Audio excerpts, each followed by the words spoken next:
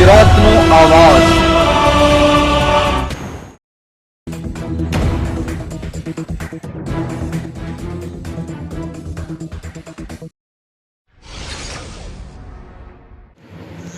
ભરૂચ જિલ્લાના નવીપુરના 9 વર્ષના જીશાને રમઝાન માસના 29 રોજા રાખી અલ્લાહની બંદગી કરી અન્યો માટે પ્રેરણાદાયી બન્યો।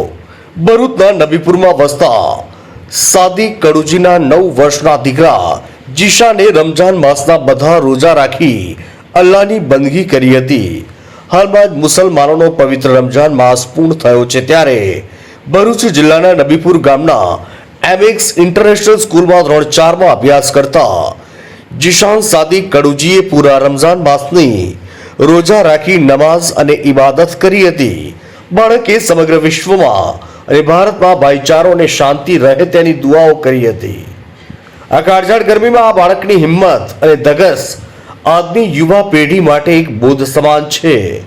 જો તમારું મન મક્કમ અને કંઈ કરવાની ધગસ હોય તો તેમાં ઉંમરની કોઈ મર્યાદા નથી હોતી, અને તે આ બાળકે સિદ્ધ કરીને બતાવ્યું છે।